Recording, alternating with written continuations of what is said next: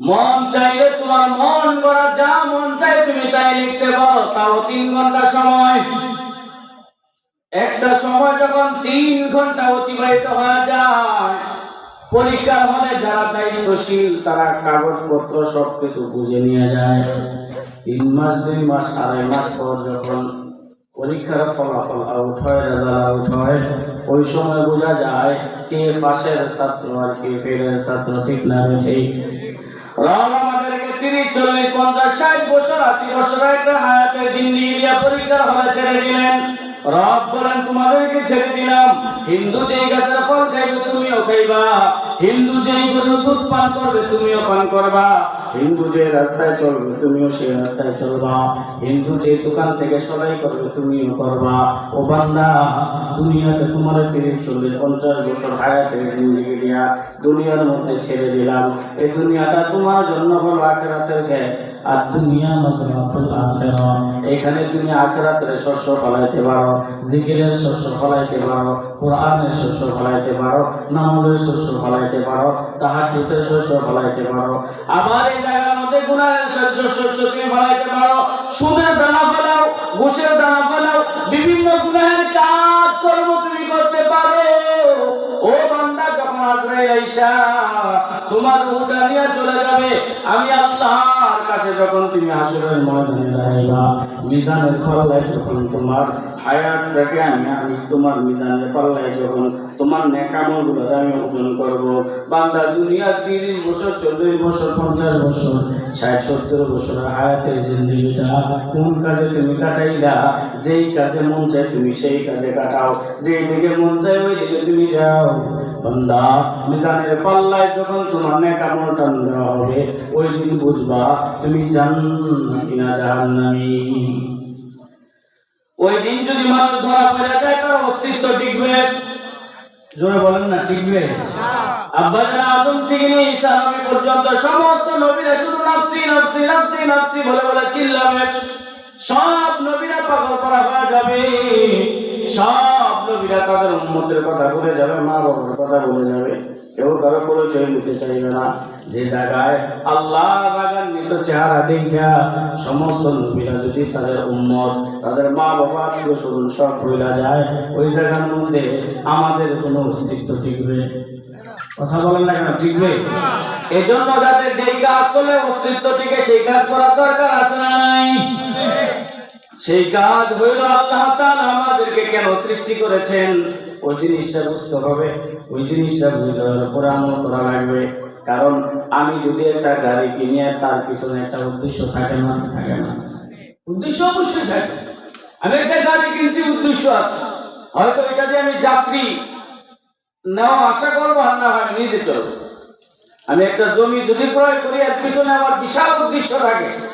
এই জমিতে হয় আমি ফসল ফলাবো, না হয় এখানে একটা বাড়ি বানাবো। উদ্দেশ্য থাকে কি থাকে না? আমার আপনার সন্তানের পিছনেও আমাদের বহু উদ্দেশ্য। সন্তান বড় হবে, আলেম হবে, বড় আলেম হবে, সন্তান ডাক্তার হবে, ইঞ্জিনিয়ার হবে, বড় উদ্দেশ্য থাকে। তা আমাকে আপনাকে আল্লাহ সৃষ্টি করেছেন, এর পিছনে মনে হয় কোনো উদ্দেশ্য নেই। উদ্দেশ্য একটা আছে নাকি নাই? ওমা খালাকতুল জিন্না ওয়াল ইনসা ইল্লা লিয়াবুদুন। উদ্দেশ্য হইল মানুষ এবং জিন ইবাদত করবে কার? আল্লাহ। জোরে বলেন না কার? আল্লাহ। কতক্ষণ পর্যন্ত করবে? কতক্ষণ করবে? ওয়াবুদু রাব্বাকা হাত্তা ইয়াতিয়াকাল ইয়াকিন। মৃত্যু পর্যন্ত, মৃত্যু পর্যন্ত, যতক্ষণ না পর্যন্ত আজরাইলের হাতে ধরা পড়ে যায়, ততক্ষণ পর্যন্ত ইবাদত করবে কার? জোরে বলেন না কার? আল্লাহ রে ডাক রে বান্দা, আল্লাহ রে ডাক, আল্লাহ রে ডাক। ও ডাকার মতো ডাকলে তারে গুনাহ হইব মা। আল্লাহ রে ডাক রে বান্দা, আল্লাহ রে ডাক। যখন তোমার কেউ ছিল না, তখন ছিলেন যিনি, এখন তোমার সব হইয়াছে, পর হইয়াছেন তিনি। আবার যখন তোমার কেউ রবে না, আবার যখন তোমার কেউ রবে না, রবেন আল্লাহ পাক। আল্লাহ রে ডাক রে বান্দা, আল্লাহ রে ডাক, আল্লাহ রে ডাক। বলেন আমাদের রব কে? আমাদের রব কে? আল্লাহ রাব্বুল আলামিনের একটা উদ্দেশ্য আছে, আমরা গোলামি করব কার? আল্লাহর গোলামি করব। কতক্ষণ পর্যন্ত করব? মৃত্যু পর্যন্ত। কখন আমাদের মৃত্যু আসে আমরা জানি না, তাই সিদ্ধান্ত নিতে হবে এখন থেকেই আল্লাহর গোলামি করা শুরু করতে হবে। কতক্ষণ পর্যন্ত করব? যতক্ষণ না পর্যন্ত আজরাইলের সাথে মুলাকাত হয়। যেহেতু জানি না, সব সময় প্রস্তুত থাকতে হবে। নেক আমলের মাধ্যমে নিজের জিন্দেগিটা সুন্দর করে সাজাইতে হবে, আর প্রস্তুত থাকতে হবে। আল্লাহর কাছে দোয়া করতে হবে, আল্লাহ যখন মালাকুল মউত পাঠাও আমাকে ঈমানি মরণ দিও। এই দোয়া করতে আল্লাহর কাছে আমরা রাজি আছি না নাই? সব সময় দোয়া করতে হবে, কারণ ঈমানি মরণ ছাড়া যদি আমার আপনার মরণ হয়, কবরের আযাব সহ্য করতে পারবো না। কবরের আযাব তো এত কঠিন, দুনিয়াতে হাতে আগুন লাগলে শুধু হাত পুড়া যায়। হাতুড়ি দিয়ে কোনো কাজ করলে আঙ্গুলের মধ্যে চাচা লাগলে শুধু আঙ্গুলটাই ব্যথা করে। কবরের আযাব এত কঠিন, শরীরের কোনো জায়গার মধ্যে আঘাত দিলে পুরো শরীরটার মধ্যে ব্যথা শুরু হয়ে যাবে। নবী সাল্লাল্লাহু আলাইহি ওয়াসাল্লাম বলেন, কবরের মধ্যে যে সাপ রাখা আছে, ওই সাপ যদি জমিনের দিকে শুধু একবার শ্বাস ফেলায়, এই জমিনের মধ্যে কোনোদিন আর সবুজ ঘাস জন্মাবে না, সব বিষাক্ত হয়ে যাবে। এত কঠিন সাপ। নবীজি বলেন, ওই সাপ যদি কোন মৃত ব্যক্তির উপরে শ্বাস ফালায়, কামড় দেওয়া লাগবে না। যদি শ্বাস ফালায়, তার শরীরের মধ্যে যতটা জোড়া আছে, হাড়টি আছে, সব শ্বাস ফালানোর সাথে সাথে ভেঙে চুরমার হয়ে যায়। আযাব সহ্য করতে পারবেন? যদি আযাব সহ্য করতে না পারেন, তাহলে এখন থেকে প্রস্তুতি নেওয়ার দরকার আছে না নাই? জোরে বলেন না, আছে না নাই? রবের গোলামি করার কথা কে বলেছেন? বলেন না, কে কে কে বলেছেন? আল্লাহ বলেছেন। আল্লাহর গোলামি যদি আমি আর আপনি করি, আল্লাহ আমাদের উপরে রাজি আর খুশি হবেন কি হবেন না? এজন্য আল্লাহ বলে, ও গোলাম, তোরে দুনিয়ায় পাঠাইলাম, আমার বহু নাজ নিয়ামত আমি তোরে দিলাম, সব তুমি ভোগ করো। সব গোলামি করবে তোর, আসমান গোলামি করবে তোর, জমিন গোলামি করবে তোর, গাছ পাখি, গাছ তরুলতা, সব পাখি পশু পাখি যা আছে সব গোলামি করবে তোর। সমুদ্রের মাছ, পুকুরের মাছ, খাল বিলের মাছ, সব গোলামি করবে তোর। শুধুমাত্র বান্দা তুই গোলামি করবি আমি আল্লাহ। ধরে বলেন না, কা তুই শুধু করবি আমার। আসমানের বৃষ্টি গোলামি করবে তোর, সূর্যের আলো গোলামি করবে তোর, চন্দ্রের আলো গোলামি করবে তোর, সব কিছু আমার গোলামি করবে তোর। বান্দা তুই শুধু গোলামি করবি আমার, তুই শুধু করবি আমার।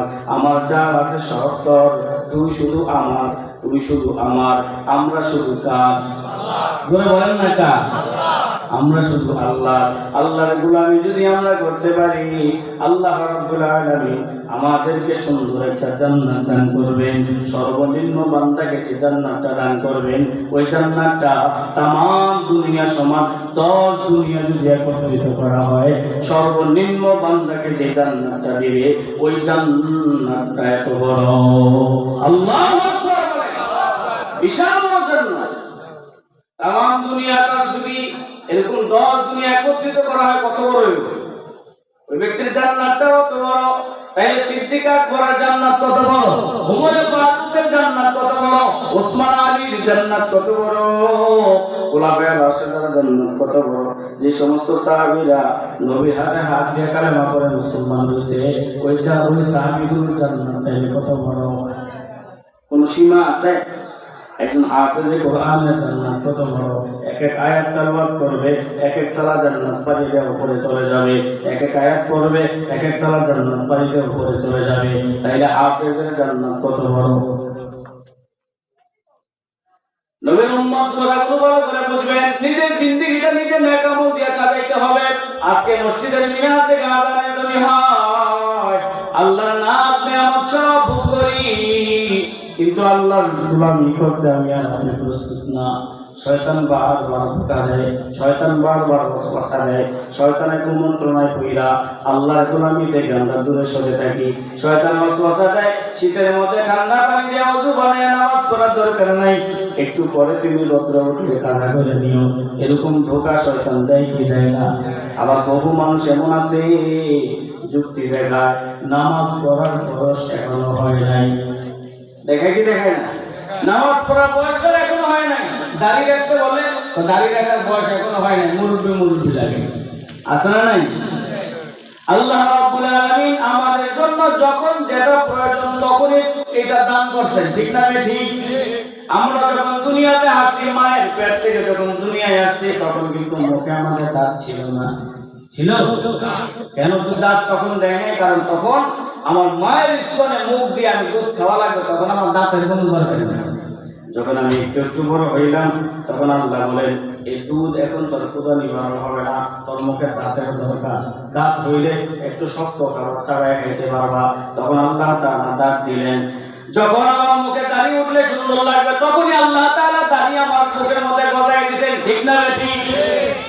যখন আল্লাহ তাআলা আমার বিবাহ দরকার, তখন আল্লাহ তাআলা যৌবনের নিয়ামত আমারে দান করছেন।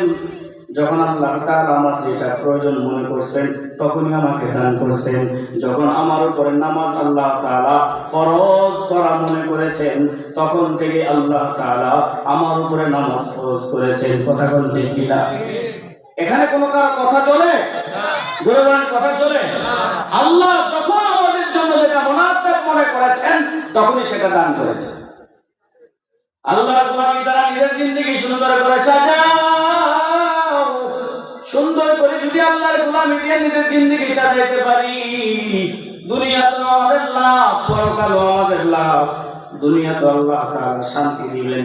যদিও আল্লাহর প্রিয় বান্দা যারা দুনিয়াতে একটু কষ্টের মধ্যে থাকে, একটু দুঃখের মধ্যে থাকে, কিন্তু তারা দুনিয়ার জীবনটাকে শেষ কইরা পরকালে যখন হিজরত করে তাদের জন্য শান্তির রাস্তা কইরা দেন তিনি কে?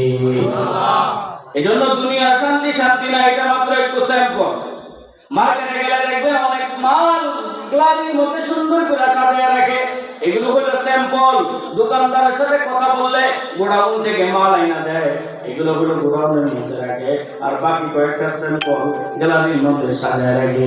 রব বলেন, ও দুনিয়ার মানুষ, আমি আল্লাহ তোদের জন্য যে শান্তি জান্নাতে বানায় রাখলাম, দুনিয়ার যে শান্তি তোমরা ভোগ করো, মনে করে না এটাই তোমাদের জন্য শান্তি। এটা হলো একটু স্যাম্পল স্যাম্পল স্যাম্পল। আসল তোমাদের জন্য শান্তি আমি আল্লাহ বানায় রাখছি, ওটা হলো জান্নাতে। দুনিয়ার শান্তি আজকে আছে কালকে শেষ হয়ে যায়, কিন্তু জান্নাতের শান্তি শুরু আছে, কোনোদিন শেষ হবে না, কোনোদিন শেষ হবে না। ওই শান্তি আনা আমাদের দরকার, ঠিক কিনা বলেন? আল্লাহ আমাদের দান করেন, এই শান্তি আমাদের দান করবেন না আমি। এজন্য নেক আমল করার দরকার আছে না নাই? যখন যেটা প্রয়োজন তখন এটা দান করেছেন তিনি কে?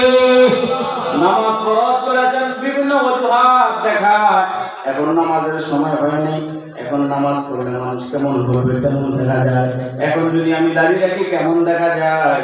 এই যুক্তি তর্ক আমার নিজের উপরে খাটে, কিন্তু শরীয়তের বিধানের উপর আমার মুখের এই যুক্তি খাটে না। যুক্তি খাটানো যাবে না। আল্লাহর গোলামি করবো, আল্লাহর গোলামি, নামাজ পড়তে হবে, নামাজ পড়লে লাভ না লস? ধরে বলেন না লাভ না লস?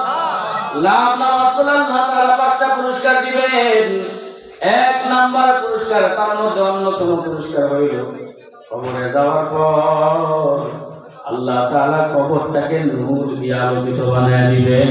এই নামাজ আমার আপনার জন্য সাক্ষী হিসাবে আল্লাহ তাআলা কবুল করে নেবেন। হাসরের ময়দানে নামাজি ব্যক্তির হাতে আল্লাহ তাআলা জান্নাতের চাবি ধরায় দিবেন। বহুমান বলে জান্নাত চাই, জান্নাত চাই, কিন্তু জান্নাতের চাবি তো অর্জন করে নাই। নামাজের আযান হয়ে গেলে দোকানে বসে থাকে, নামাজের আযান হয়ে গেলে বিভিন্ন কাজ কর্মের মধ্যে সময় লাগায় দেয়, কিন্তু এমনটা বলা দরকার ছিল, আযান হয়ে গেছে, এখন আমার সব কাজ বন্ধ, এখন আমি আমার রবের পায়ে পায়ে সেজদা দিব, এই কথাটা মানুষ বলা দরকার ছিল। কিন্তু আযানের শব্দ শোনার পর বহু মানুষ এমন বলে হাতের কাজটা শেষ করে নেই তারপরে যে নামাজ পড়বো, এমন মানুষ আছে না নাই? নামাজকে বইল না আমার কাজ আছে, বরঞ্চ কাজকে বলো আমার নামাজ আছে। নেক আমলকে বইল না যে আমার কাজ আছে, কাজকে তুমি একটু বুঝায় বলো যে আমার নামাজ আছে। আব্দুল্লাহ ইবনে মুবারক বহুত বড় একজন মুহাদ্দিস, বহুত বড় বুজুর্গ। উনার এলাকার মধ্যে কামার ছিল, কামার হাতুড়ি দিয়ে লোহা পিটায় তার কাছে বানায়। ওই কামার রাত্রে বেলা আব্দুল্লাহ ইবনে মুবারকের বাড়ির ছাদের দিকে তাকায় তাকায় কান্না করত আর বলতো, আল্লাহ আব্দুল্লাহ ইবনে মুবারককে ফারাগাত দান করেছ, প্রদান করেছ, এজন্য সারা রাত হাদিসের খেদমত করে, তোমার কোরআন তেলাওয়াত করে, সারা রাত ইবাদত বندگিতে কাটায় দেয়, সারা দিন ইবাদত বندگি করে। ও আল্লাহ, তুমি যদি আমার ফারাগাত দান করতে, অবসর যদি দান করতা, আমিও তাইলে বেশি বেশি করে নেক আমল করতাম। আফসোস, আব্দুল্লাহ ইবনে মুবারক স্বপ্ন দেখে কামার দুনিয়া থেকে চলে গেছে।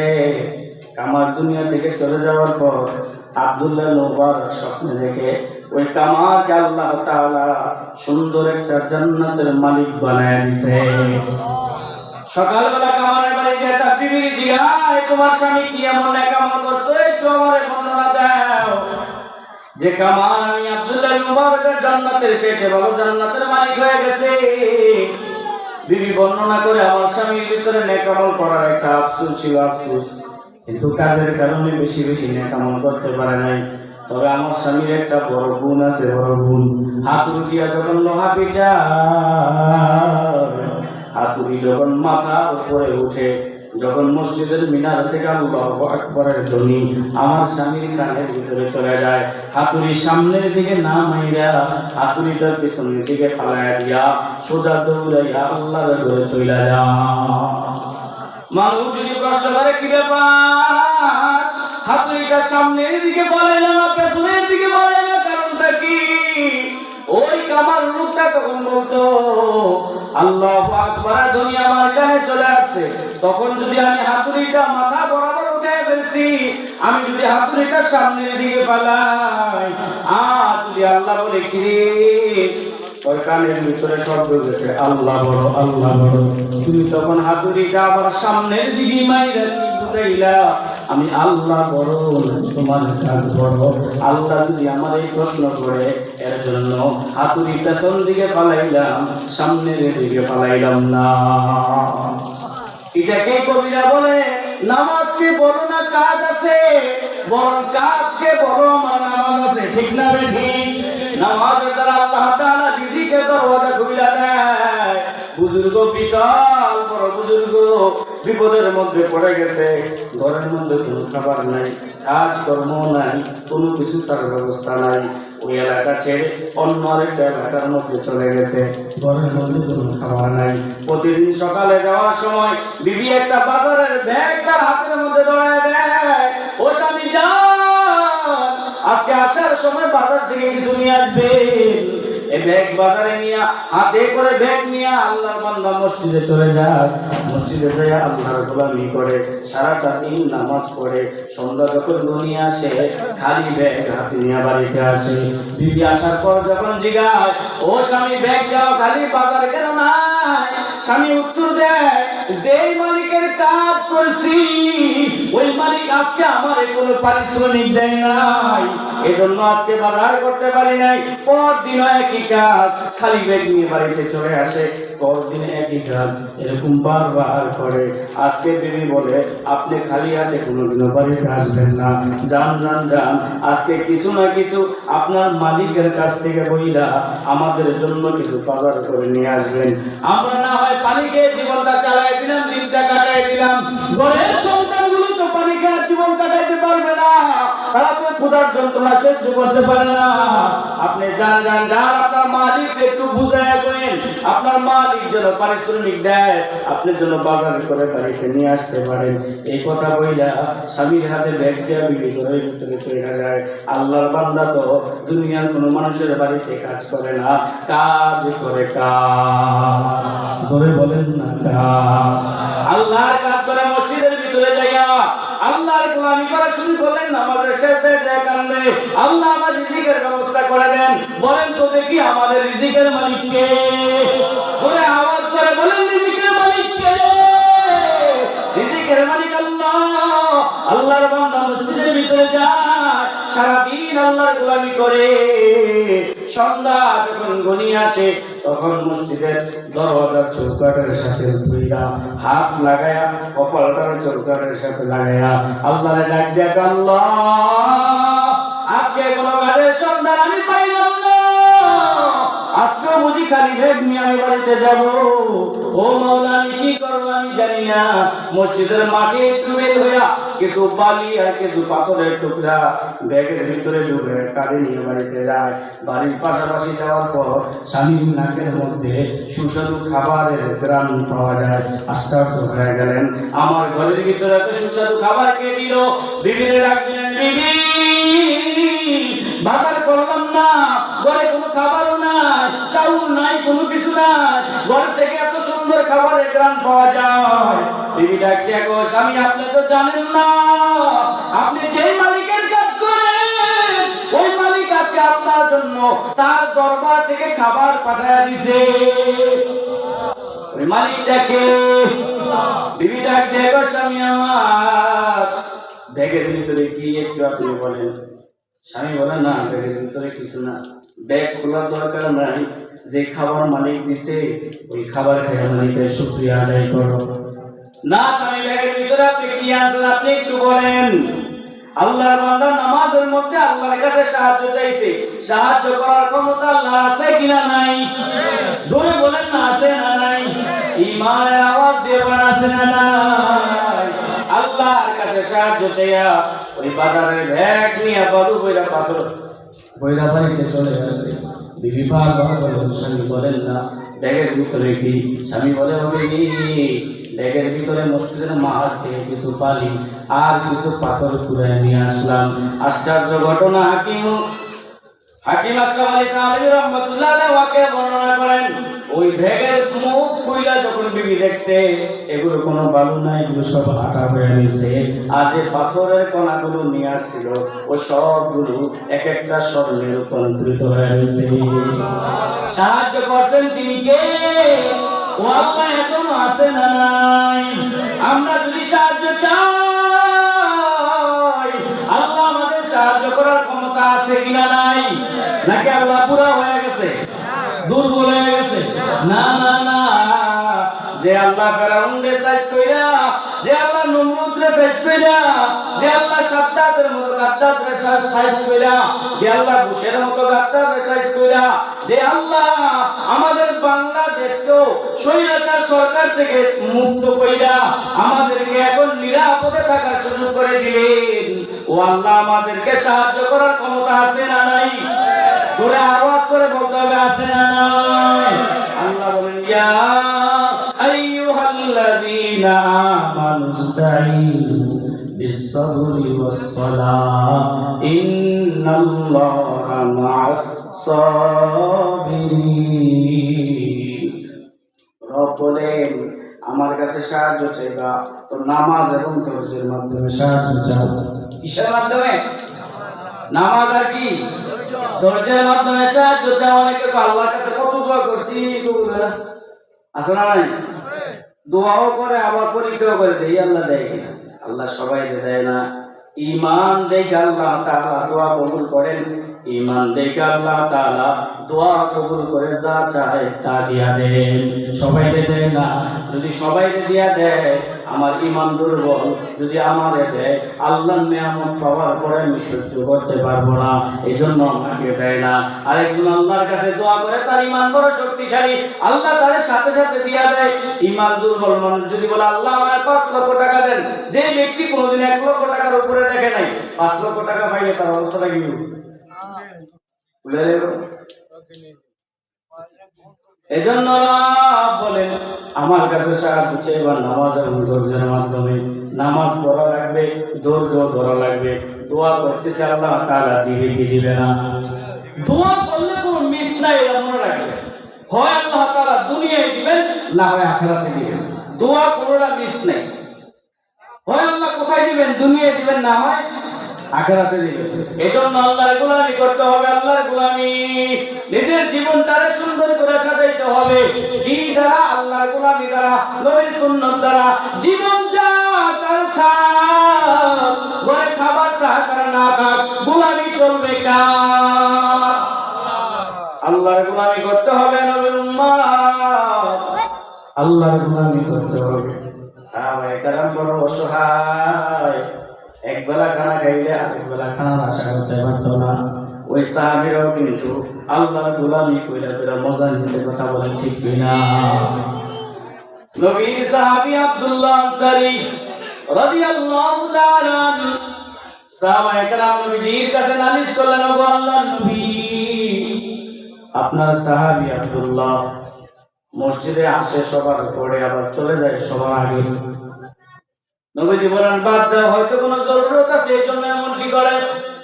কয়েকদিন সাহাবায়ে কেরাম যা বললেন, ওগো আল্লাহর নবী, মনে হয় কোনো সমস্যা।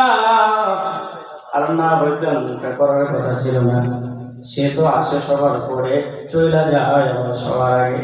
নবীজি আবার কথাটা কানের মধ্যে নিলেন, আসলে তো বিষয়টা নিয়ে ভাবা দরকার। নবীজি বললেন তাইলে চলো আব্দুল্লাহ আনসারীর বাড়িতে আমরা যাই। নবীজি তার বাড়ির সামনে দাঁড়ায় সালাম দিলেন, 3 বার সালাম দিলেন, কিন্তু সালামের উত্তর আসে না। আল্লাহর নবী যখন বাড়ি থেকে ব্যাক করে চলে আসবেন, পেছন দিক দিয়ে আব্দুল্লাহ আনসারী সালামের জবাব দেয়, নবীজিকে পাল্টা আবার সালাম দেয়। নবী আমার ডাক দিয়ে বললেন, এ আমার সাহাবী আব্দুল্লাহ, আমি নবী করে 3 বার সালাম দিলাম, সালামের জবাব দিলি না। সাহাবায়ে কেরাম তোর ব্যাপারে অভিযোগ দেয়, তুই নাকি মসজিদে সবার শেষে যাও, আবার সবার আগে চলে আসো, কারণটা কি? আব্দুল্লাহ চোখের পানি মুছাইয়া দিয়া কান্না করে, ডাক দিয়ে বলে, ওগো আল্লাহর নবী, আমি আব্দুল্লাহ বড় অসহায়, আমি বড় গরিব মানুষ, একবেলা খাবার খাইলে আরেক বেলা খাবারের আশা আমি করতে পারি না। ওগো আল্লাহর নবী, আমি বড় গরিব, আমার ঘরে কোনো খাবারের ব্যবস্থা নাই, আমি এতটাই গরিব, আমার পরার মতো কাপড় শুধুমাত্র একটা, যে কাপড়টা আমি আর আমার বিবি দুইজনে মিলা ভাগাভাগি কইরা পরি। কয়টা কাপড়? এক কাপড় কয়জনে পরে? দুইজনে মিলা পরে। আল্লাহ নবী বলেন, কি ব্যাপার, কি হইল, কেমনে হইল? নবী সাহাবী আব্দুল্লাহ আনসারী বলেন, ওগো পয়গম্বর, মসজিদে নববীর মিনার থেকে যখন বেলাল আযান দেয়, আমি তখন ঘরের ভিতরে একটা গর্ত বানাইছি, আমি আমার বিবিরে ঘরের গর্তের ভিতরে রাইখা, উলঙ্গ বানাইয়া ঘরের ভিতরে রাইখা আমি ওই কাপড়টা পরে মসজিদে যাই। যখন আপনি নামাজের সালাম দিলাম, তারপর সাথে সাথে আমি আবার চলে আইসা গর্তের ভিতরে ঢুকা যাই, আর ওই কাপড় পইরা আমার বিবি আবার নামাজ আদায় করে। এমন গরিবী হালত কি আমাদের আছে? এমন গরিবী হালত তো আমাদের নেই। এরপরও তো আমরা নামাজ পড়ি না, পড়ি, এরপরও আমরা নামাজ পড়ি না। সাহাবায়ে কেরাম আল্লাহর গোলামির ব্যাপারে তারা বড় শক্ত ছিলেন, শক্ত। ওমর আর আবু বকরের মাঝে সব সময় নেক আমল নিয়া প্রতিদ্বন্দ্বী হইতো, দুজনের মধ্যে প্রতিযোগিতা হইতো, প্রতিযোগিতা কে কার চাইতে বেশি আমল করবে।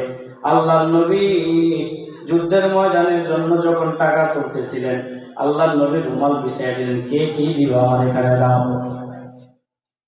সব সাহাবীরা লিখেছে ওমর মনে মনে সিদ্ধান্ত নিলেন আজকে আমি আবু বকরের চাইতে বেশি দিব। আবু বকর আইনে একটা পোটলা নবীর সামনে দিলেন, ওমর আইনে একটা পোটলা নবীর সামনে দিলেন। আল্লাহর নবী বলে, ওমর তুমি কি আনলা? ওমর ডাক দিয়ে বলে, আল্লাহর পয়গম্বর, আমার ঘরে যা ছিল তার অর্ধেক আমি আল্লাহর রাস্তায় দিয়ে দিলাম। আবু বকর তুমি কি আনলা? আবু বকর বলে, আমার ঘরে যা ছিল সব নিয়ে আসছি, আমার ঘরে আল্লাহ এবং আল্লাহর রাসূলের রেখে আসছি। প্রতিযোগিতা। কিন্তু আজকে আমাদের সমাজে মোড়ে মোড়ে, বাড়িতে বাড়িতে, মহল্লায় মহল্লায় গুনাহের প্রতিযোগিতা হয় কি হয় না? গুনাহের প্রতিযোগিতা হয়। মুসলমানি হইলে, বিয়ের গায়ে হলুদের অনুষ্ঠান হইলে ডেক্সিট লাগায়া পুরা বাড়ির অবস্থা খারাপ, ছেলে মেয়ে নাচানাচি আসরা নাই। গুনাহের প্রতিযোগিতা প্রতিটা মোড়ে মোড়ে, বাড়ি বাড়ি, গ্রামে গ্রামে চলে, কিন্তু নেকের প্রতিযোগিতা চলে না। বহু নামাজি এমন আছে নিজে নামাজ পড়ে, রোজা রাখে, হজ করে, কিন্তু একবারের জন্য নিজের সন্তানকে নামাজের কথা বলে না। এমন আছে না? এমন বহু মানুষ আছে মনে করে নিজে নামাজ পড়া নিজে পার পেয়ে যাবে। আল্লাহ কয় না, নিজে বাঁচো, আহারকে বাঁচানোর চেষ্টা করো। শুধু নিজে নামাজ পেয়ে যাবে না, বিষয়টা এমন না। পরিবারকে নামাজের কথা বলতে হবে, পরিবারকে পর্দা থাকার কথা বলতে হবে, পরিবারের সদস্যদেরকে হারাম থেকে বাঁচার কথা বলতে হবে কি হবে না? বলে জোরে বলেন না, হবে কি হবে না? এই জন্য সবাইকে নিয়েই আমাদের সমাজ গড়তে হবে, নেক আমল করতে হবে, মসজিদকে মুসল্লি দিয়ে আবাদ করতে হবে। মসজিদগুলো এখন মুসল্লি শূন্য হয়ে গেছে। শুক্রবারে মসজিদে জায়গা হয় না, কিন্তু শুক্রবারে আসরের সময় আবার এক কাতার দুই কাতার মুসল্লির বেশি হয় না। ঠিক না? ঠিক বলে, এক থেকে দুই কাতার এর বেশি মুসল্লি হয় না। কারণটা কি? সব শুক্রবারে কিরালি, সব শুক্রবার আসলে মসজিদে যায়, আর শুক্রবার চলে গেলে আবার আগামী শুক্রবারের জন্য প্রস্তুতি না, আবার শুক্রবার আসলে নামাজ পড়বো। এই শুক্রবারে নামাজ পড়া যাইয়া টুপি কই রাখে, কি কই রাখে কোনো খবর নাই। আবার যখন শুক্রবার আসে তখন আবার এই টুপি খুঁজা মাথায়। এমন আছে না নাই? বলেন, জোরে বলেন, আছে না নাই?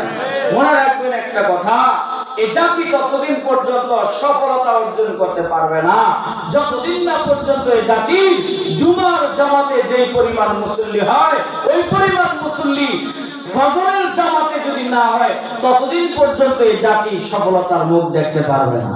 ঠিক না? মালিক জোরে বলেন, ততদিন দেখতে পারবে।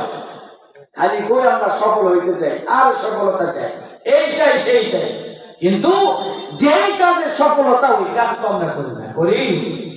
জোরে বলেন না, করি না? ওই কাজ আমরা করি না। ওই কাজ করা দরকার, বেশি বেশি করে করা দরকার। গুনার কাজ ছেড়ে দেওয়া দরকার, নেকের কাজ বেশি বেশি করে করা দরকার। আছে না নাই? এই একটা মাদ্রাসা আল্লাহ তাআলা অত্র এলাকার জন্য একটা নিয়ামত।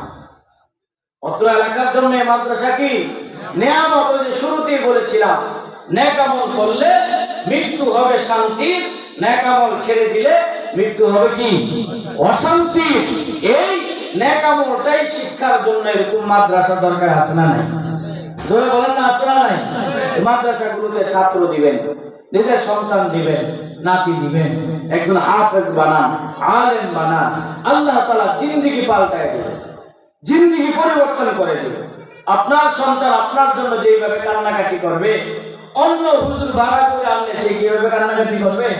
আপনার নাতি আপনার জন্য যেভাবে দরদ নিয়া চোখের পানি ফালায় কান্দে, আল্লাহ আমার দাদাকে, আমার নানাকে, আমার বাবাকে মাফ করে দেন, অন্য জন্য যেভাবে দরদ নিয়ে কান্দে। আমি কি ভুল বলতেছি কথাগুলো? আমি আমার বাবার জন্য যেভাবে একটা দরদ নিয়ে আমি দোয়া করবো, আমার কলিজা কাঁপবে যদি বাবা দুনিয়া থেকে চলে যায়। বাবার কবরের সামনে যদি দাঁড়াই, তখন আমার কলিজা কাঁপবে, হায় রে, এ বাবা আমার জন্য অনেক কিছু করছে, আজকে বাবা অন্ধকার কবরে, কলিজা কেঁপে উঠবে। ঠিক কিনা বলেন? যাদের বাবা নাই তারা জানে বাবা হারানোর যাতনা কত। ওই বাবার কবরে গেলে কলিজা কেঁপে ওঠে। ছোটবেলা কত বাবার হাত ধরে দিরা বাজারে বিভিন্ন জায়গায় বেড়াইতে গেছি, ঘুরতে গেছি, কিন্তু আজকে বাবা চলে গেছে, কলিজা কেঁপে উঠে কি উঠে না? বলেন, এই জন্য আপনি আপনার বাবার জন্য যেভাবে দরদ নিয়ে দোয়া করবেন, অন্য জন যেভাবে দরদ নিয়ে দোয়া করবেন। করবো না। এই জন্য নিজের জন্য দোয়া যাতে করতে পারে এমন একটা সন্তান তৈরি করার দরকার আছে না নাই? এই সন্তানগুলি তৈরি করে এরকম মাদ্রাসাগুলোতে, এই মাদ্রাসাগুলোতে নেক আমল শিক্ষা দেয়, তারা শিক্ষা আপনাদেরকে শিখাবে। আমরা শিখছি মাদ্রাসায়, এখন আপনাদের সামনে এসে বলতেছি। আমরা যদি না যাইতাম এরকম মাদ্রাসাগুলোতে, তাহলে কি আমরা শিখতে পারতাম নেক আমলগুলো? না। এই জন্য কথা এতটুকুই, নেক আমল বেশি বেশি করে করা আর আল্লাহর কাছে দোয়া করা, তাওফিক চাওয়া যে আল্লাহ আমার একজন হাফেজের নানা বানাইও, দাদা বানাইও, আমার হাফেজের বাবা বানাইও, অন্তত চাচা হইলেও বানাইও, আমার রক্তের ভিতরে একজন হক্কানি আলেম বানাই দিও। জোরে বলেন আমিন। আল্লাহ কবুল করে বলেন আমিন। এজন্য ভাইরা আমার বেশি বেশি করে নেক আমল করতে হবে। আল্লাহ তাআলা আমাদেরকে দুনিয়ায় সৃষ্টি করেছেন কার গোলামি করার জন্য? জোরে বলেন না কার গোলামি? নেক আমল কেন আমি করব না? আমার শরীরের মধ্যে যা আছে এর কোনোটাই তো আমার না, এই সবগুলোর মালিক একজন, তিনি কে? সবগুলোর মালিক আল্লাহ। এমন একটা দেখান তো এই জিনিসটার মালিক আমি নিজে, একটা দেখান, দেখাতে পারবেন তো? যে জিনিসটার মালিক আমি নিজে, এটা মালিক আল্লাহ না, একটা দেখান। জীবনও কেউ দেখাইতে পারবে না। যারা মাহফিলে আসছেন আপনারাও না, যারা মাহফিলে আসেন নাই তারাও। কথা বল ঠিক না? কেউ দেখাইতে পারবে না। সব কিছুর মালিক একজন, তিনি কে? তিনি আমার আপনার আল্লাহ। আল্লাহ বলে বান্দা এত নিয়ামত করে আমি দান করলাম, সব কিছু তুমি ভোগ করো, ব্যবহার করো। ও বান্দা এগুলো ব্যবহার করার পর তুমি নিয়ামতের শুকরিয়া আদায় করবা, আমার গোলামি করবা, আমার শান্তি দিব আমি আল্লাহ। শান্তি দেওয়ার মালিক কে? আল্লাহ। খালি স্লোগান দেয় শান্তি নাই রে, কপাল পুড়ে গেছে শান্তি নাই। শান্তির কাজ করলেই তো আমি শান্তি পাবো। শান্তির রাস্তায় যদি সন্তান পরিচালনা করাই তাইলে না শান্তি পাবো। শান্তির রাস্তায় তো সন্তান দিলাম না, নিজেও চললাম না, পরিবারের কারণে চলার কথা বললাম না, তাইলে কশ্চিনকালেও শান্তির আশা আমি করতে পারবো, কিন্তু শান্তি কোনোদিন আমি পাবো না। কথা বলুন ঠিক কিনা? শান্তির আশা করা যাবে, শান্তির কাজ না করলে শান্তি পাবেন? জোরে বলেন না পাবেন? এজন্য শান্তির কাজ করার দরকার আছে না নাই? আল্লাহ বলেন হাত্তা ইয়াতিয়াকাল ইয়াকিন ওয়া'বুদ রাব্বাকা হাত্তা ইয়াতিয়াকাল ইয়াকিন। বান্দা শান্তি যদি পাইতে চাও, মরণ পর্যন্ত তুমি আমার গোলামি করবা। ও বান্দা তুই কেন আমার গোলামি করবি না? এক ফোঁটা নাপাক পানি দিয়া তোরা আমি সৃষ্টি কইরা, এত সুন্দর একটা বডি আমি তোরে বানায় দিলাম। ও বান্দা কখন তোর কি প্রয়োজন চিন্তা ভাবনা কেউ করলো না, সব চিন্তা ভাবনা করলাম আমি আল্লাহ। কেউ তোর নিয়ে ভাবলো না। মায়ের পেটে ছিলি, মায়ের কোনো চিন্তা ছিল না। দুনিয়ায় আসার পর কি খাবি, কি করবি না করবি, সব কিছু নিয়ে চিন্তা করেছেন একজন, তিনি কে? আল্লাহ চিন্তা করছে। আমি দুনিয়ায় আসার পর কোন খাবার আমার শরীরের সাথে অ্যাডজাস্ট হবে চিন্তা ভাবনা করছেন আল্লাহ। এই জন্য আল্লাহ রাব্বুল আলামিন আমাদেরকে যে হায়াত দিয়ে দুনিয়ার জমিনে পাঠাইলেন, ওই হায়াতের কদর করা দরকার আছে না নাই? হায়াতের কদর আমার তখন হবে যখন আমার হায়াতের জিন্দেগিটা আমি আল্লাহর কথা মতো চালাইতে পারবো। তখনই আমার নিয়ামতের প্রশংসা, নিয়ামতের শুকরিয়া আদায় হবে। কথা বলেন ঠিক কিনা? যখন আমি এই নিয়ামত পেয়েছি, ভোগ করছি, কিন্তু নিয়ামতটা আমি কাজে লাগাইলাম না, তাই না আমার নিয়ামতের শুকরিয়া আদায় হবে? না না না, হবে না। আসরের ময়দানে যদি নাফরমানি করতে করতে করতে করতে যদি দুনিয়া থেকে বিদায় হয়ে যায়, আসরের ময়দানে আল্লাহর আদালতে যদি আমি দাঁড়াই, আল্লাহ যদি আমাকে আপনাকে ডেকে বলে দেন নাফরমান, আমি আল্লাহ করে কত নাজ নিয়ামত দান করলাম, আমার সব কিছু তুই ভোগ করলি, সব তুই খাইলি, আমার দেওয়া সব কিছু তুই ব্যবহার করলি। ও বান্দা আমি আল্লাহ কি তোর কাছে একটা সেজদার মালিক ছিলাম না? এমনটা যদি আল্লাহ বলে জবাব দেওয়ার কোন রাস্তা আসেনি? বলে বলেন না আসেনি? কেমন দয়ার আল্লাহ তিনি, কত বড় দয়ার আল্লাহ, কত বড় মায়ার আল্লাহ তিনি, যে আল্লাহরে ডাকলেও তিনি খাওয়ায়, না ডাকলেও তিনি খাওয়াই কি খাওয়ায় না? জোরে বলেন না খাওয়াই কি খাওয়ায় না? যারা আজকে আসরের নামাজ পড়ে নাই তাদের খানা ঠিক না, খাইছে কি খায় নাই? বলে অবশ্যই গেছে। যারা গত শুক্রবারে নামাজ পড়ছে শুধু জুমার নামাজ, আজকের এই দিন পর্যন্ত এক ওয়াক্ত নামাজ পড়ে নাই, তাদের খানা ঠিক আছে না নাই? অবশ্যই খানা ঠিক আছে। রব বলেন আমি আল্লাহ এত দয়া এত মায়া, বান্দা তোরে 24টা ঘন্টার প্রতিটা মিনিটের প্রতিটা সেকেন্ডে আমি তোরে ডাকি। এরপরও ফজরের আজান দিলে তোরে আমি ডাকি, তোরে পাই না। যোহরের আজান শুনে তোরে ডাকি, তোরে আমি পাই না। আসরের আজান দিয়া তোরে আমি ডাকি, তোরে আমি পাই না। মাগরিবের আজান দিয়া তোরে আমি ডাকি, আমি তোরে পাই না। ও বান্দা এশারের আজান তোরে আমি ডাকি, তোরে আমি পাইলাম না। ও বান্দা তাহাজ্জুদের সময়, নুজুলের রহমতের সময় তোরে আমি ডাকলাম, তোরে পাইলাম না।